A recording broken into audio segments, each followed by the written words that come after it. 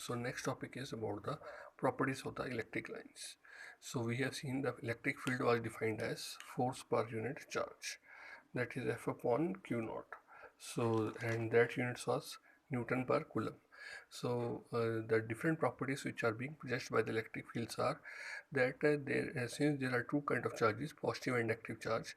So from positive charge the lines are always symmetric outward and they are spherically symmetric.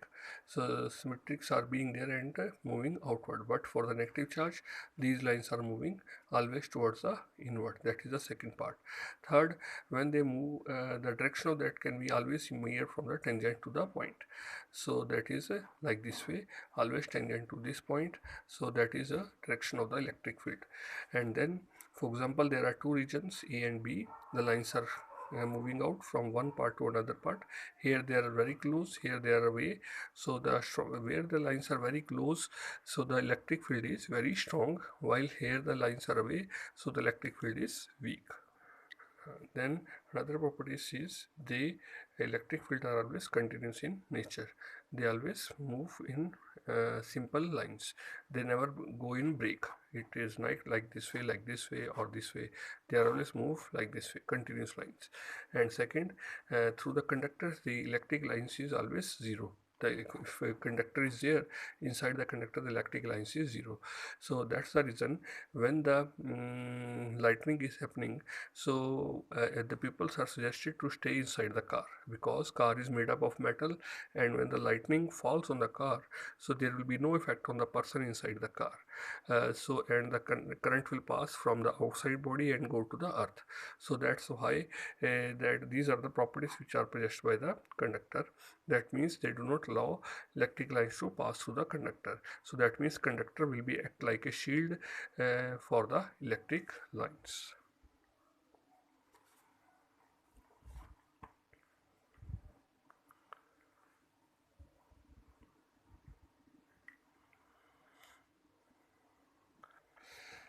No.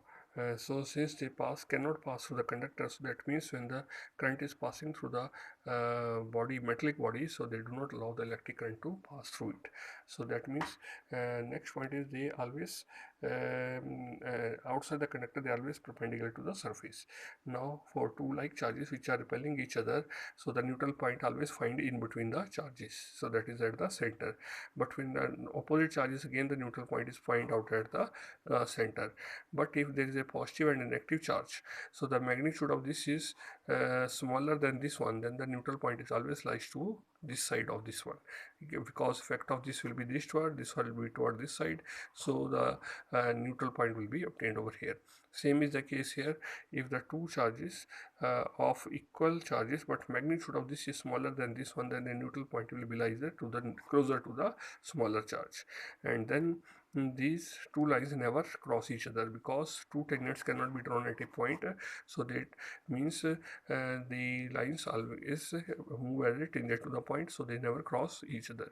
Now they can pass through the dielectrics. Dielectrics basically are the insulating material. So when they pass through the material, they can cause polarization inside the material. So that was the next point. Last point is that they do not form the closed loops. So these are the 14 properties which are being possessed by the electric lines, so which makes it very useful for various kind of applications. Now after that, the next topic is electric dipole. Now dipole is made up of two parts, that is two charges which are connected to each other, separated by a certain distance 2a.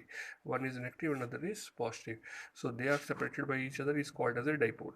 So that means dipole is made up of not a single charge, but is a combination of the charge. Just like a magnet is made up of north and south pole, they cannot be separated. Similarly, dipole is made up of negative and positive, and the electric lines is always from negative to the positive charge.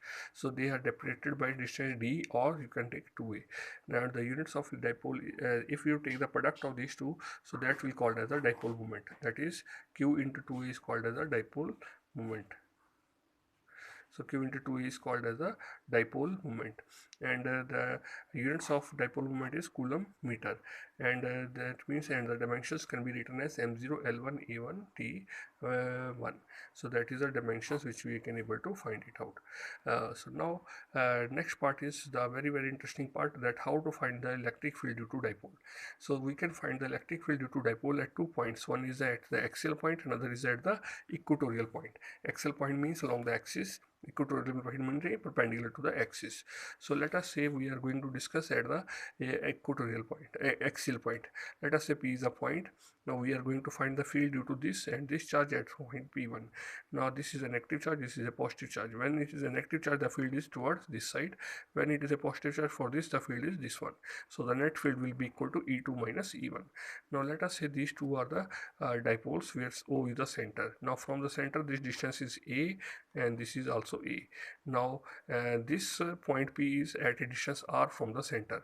So that means this value is R minus A and this value is R plus A. Now we are going to find the two values of electric field.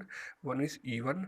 E1 is due to this charge. For this charge, the distance is this one. So electric field can be written as Q upon AP square. So that is Q upon R plus A whole square. Now for second charge, the distance will be this one. So it will be Q upon AP, first one was AP, now it will be BP square, so it will be R minus A whole square. So these two equations you have able to find it out. Now we have to find the net. It will be equal to E2 minus E1. So when you put the value of E2 minus E1, so you will get 1 upon BP square minus 1 upon AP square. Now put this value, so that will be 1 minus R minus A whole square, this one R by A whole square. By simple mathematical calculations, you will find out it will be 4RA upon R square minus A square raised to power 2. So we can separate this 4RA as 2A separate, 2R separate. So it will be Q into 2A into 2R. Q into 2A is called as a P, which is called as a dipole moment. P into 2R upon this one. So this is a general expression for the electric field due to the dipole. That is for different dipole. Now what happens if the dipole is of short value? That means this the length of this is very small as compared to the distance. So that means value of 2A can be neglected in this equation. So A square will be ignored. So R square is R power 4. So that means 2R divided by R4, it will be R cube. So the value formula comes out to be 2P upon 4 pi epsilon naught R cube. So that means electric field due to dipole due to axial point is inversely proportional to 1 by R cube. So that's how we can able to find the electric field due to dipole along the axial line. So that was one of the part. Now we can able to find the next is equatorial point. Equatorial point is the distance perpendicular from the axis. Perpendicular means from the center it should be taken. Let us say this is distance is R and this is the value of the dipole, minus charge plus charge is there.